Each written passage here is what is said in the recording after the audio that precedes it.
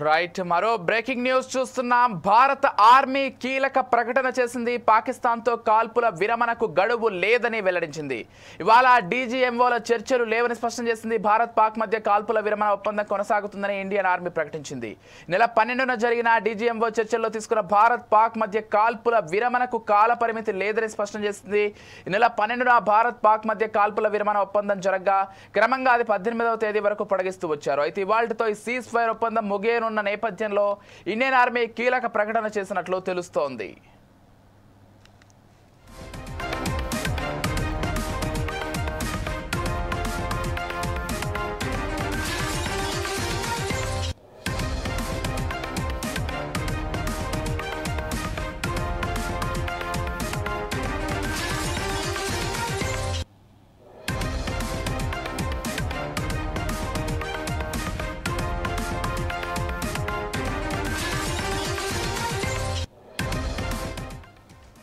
జమ్మూ కాశ్మీర్లోని పాల్గామ్ ఉగ్రదాడి తర్వాత భారత్ పాక్ల మధ్య పరిస్థితులు ఉద్రిక్తంగా మారాయి.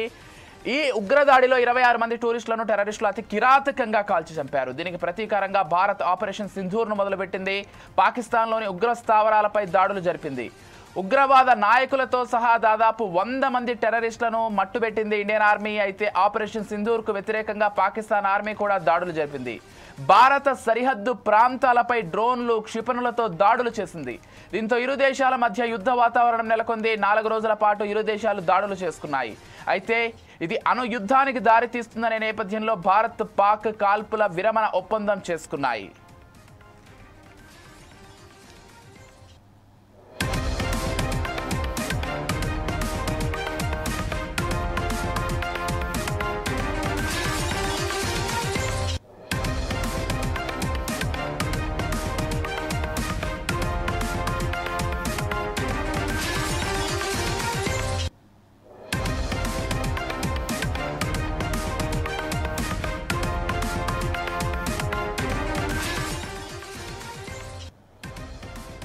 భారత ఆర్మీ కీలక ప్రకటన చేసింది. పాకిస్తాన్తో కాల్పుల విరమణకు గడువు లేదని వెల్లడించింది. ఇవాళ డీజీఎంఓల చర్చలు లేవని స్పష్టం చేసింది. భారత్ పాక్ మధ్య కాల్పుల విరమణ ఒప్పందం కొనసాగుతుందని ఇండియన్ ఆర్మీ ప్రకటించింది. నెల 12న జరిగిన డీజీఎంఓ చర్చల్లో తీసుకున్న భారత్ పాక్ మధ్య కాల్పుల విరమణకు కాల పరిమితి లేదని స్పష్టం చేసింది. ఈ నెల 12న భారత్ పాక్ మధ్య కాల్పుల విరమణ ఒప్పందం జరగగా క్రమంగా అది 18వ తేదీ వరకు పొడిగిస్తూ వచ్చారు. అయితే ఇవాళ్టితో ఈ సీజ్ ఫైర్ ఒప్పందం ముగియనున్న నేపథ్యంలో ఇండియన్ ఆర్మీ కీలక ప్రకటన చేసినట్లుగా తెలుస్తోంది. ఇదే అంశానికి సంబంధించి మరింత సమాచారం అందించడానికి మా ఇన్పుట్ ఎడిటర్ శ్రీనివాస్ ఫోన్ ద్వారా సిద్ధంగా ఉన్నారు. ఎస్, చెప్పండి శ్రీనివాస్. అంటే దేశవ్యాప్తంగా ఒక చర్చ అయితే జరుగుతోంది.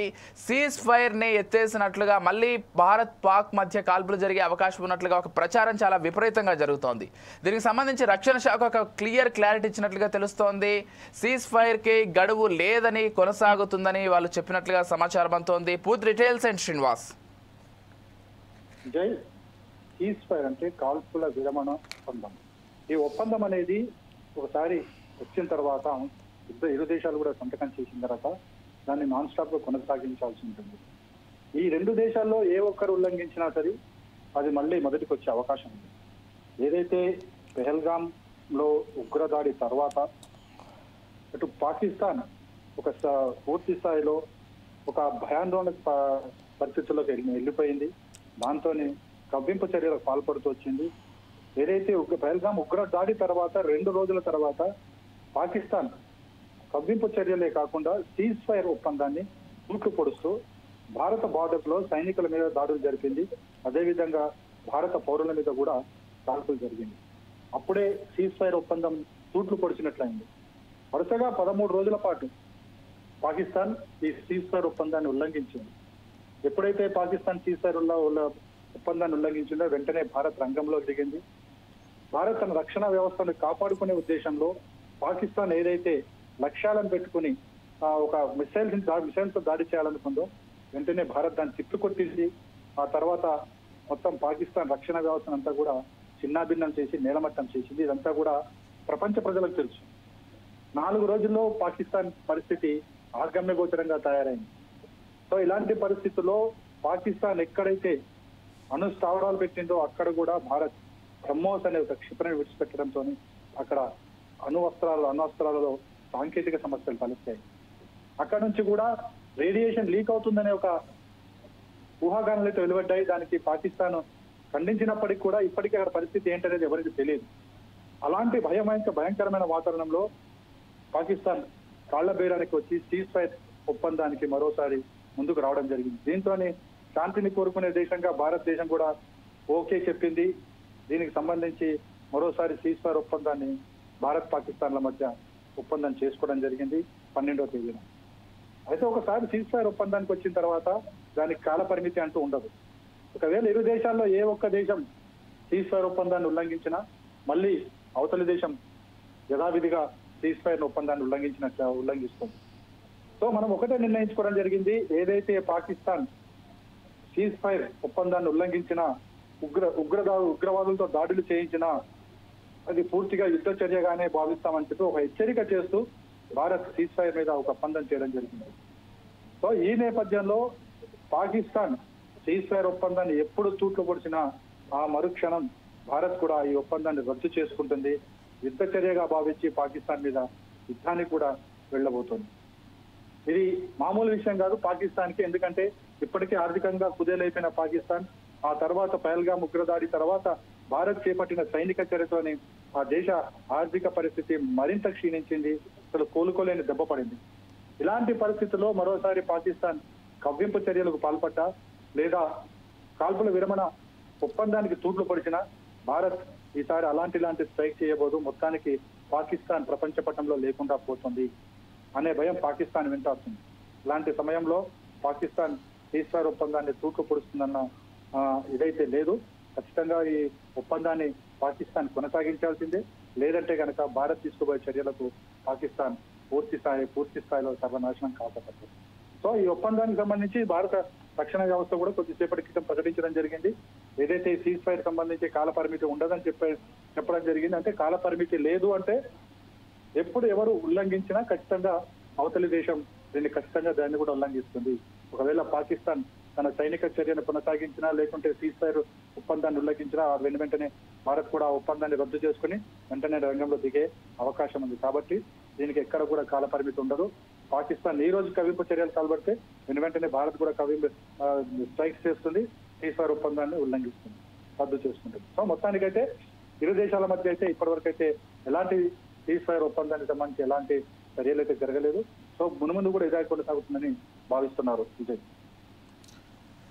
రైట్, అంటే శ్రీనివాస్ ఇప్పటికే భారత్ కావచ్చు లేకపోతే ప్రధానమంత్రి కావచ్చు రక్షణ శాఖ కావచ్చు ఒక క్లియర్ ఇండికేషన్ అయితే ఇచ్చింది ప్రపంచానికి, పాకిస్తాన్ వైపు నుంచి మరొక ఉగ్రదాడి జరిగినా కానీ పూర్తి స్థాయిలో యుద్ధంగా పరిగణిస్తామంటూ చెప్పారు. కాబట్టి ఇక పాకిస్తాన్ ఈ సమీప భవిష్యత్తులో అయితే ఉగ్రదాడి చేసేటువంటి ధైర్యం కూడా చేసేలా కనిపించట్లేదు. ఎందుకంటే వాళ్ళకి ఇప్పటికే క్లియర్ కట్గా అర్థమైపోయింది భారత్ జోలికి వస్తే ఏ విధంగా ఉంటుందో. కాబట్టి ఇప్పట్లో సీజ్ ఫైర్ ఎత్తివేయడం అనేది జరగకపోవచ్చు అనేటువంటి అభిప్రాయం చాలా మంది విశ్లేషకులు చెప్తున్నారు. ఎలా చూడాలి శ్రీనివాస్?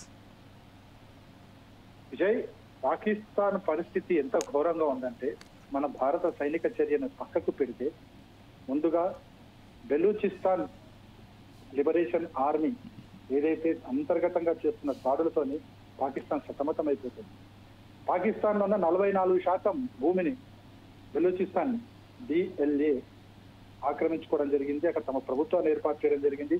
పాకిస్తాన్ జెండాను దించేసి బెలూచిస్తాన్ జెండాను ఎగరవేయడం జరిగింది. అక్కడ పౌరులందరూ కూడా పాకిస్తాన్ సైనికుల్ని పాకిస్తాన్ మద్దతుదారుని తరిమి కొడుతున్న పరిస్థితి మొదటిది.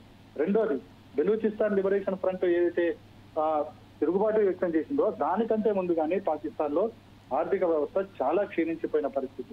అక్కడ పరిస్థితి ఎలా ఉంది అనుకుంటే ఒకసారి మనం విశ్లేషిస్తే కనుక ఒక లీటర్ పాలు కొనుక్కోవాలంటే 400 నుంచి 500 రూపాయలు ఖర్చు చేయాల్సి వస్తుంది. ఒక కిలో చికెన్ కొనాలంటే 800 రూపాయలు ఖర్చు చేయాల్సి వస్తుంది. డజన్ గుడ్లు 400 రూపాయల పైచిలు. అంటే ఏ స్థాయిలో పాక్ ఆర్థిక వ్యవస్థ దిగజారిపోయిందో అర్థమవుతుంది. పక్క దేశాల నుంచి అప్పు తీసుకుంటే గానీ పాకిస్తాన్ ప్రజల జీవన భృతి గడవలేని పరిస్థితి నెలకొంది. ఈ రెండింటినీ కాదని చెప్పేసి వస్తున్న నిధులన్నింటినీ కూడా పాకిస్తాన్ ఉగ్రవాదం వైపు తరలించడంతో వాళ్ళు ఉగ్రవాదులు భారత్ మీద దాడి చేయడం, ఆ తర్వాత జరిగిన భారత్ చేసిన సైనిక చర్యతోనే మొత్తం కూడా పాకిస్తాన్ ఆర్థికంగా పూర్తిగా కుదేలైపోయింది. అదేవిధంగా రక్షణ పరంగా కూడా ఆ పాకిస్తాన్ కి పూర్తిగా అసలు ఒక భయంకరమైన ఆనందం చుట్టుముట్టాయని చెప్పొచ్చు. ఎందుకంటే భారత్ రక్షణ వ్యవస్థ ఎంత బలంగా ఉందో ఒకసారి రుచి చూసింది Right. పాకిస్తాన్.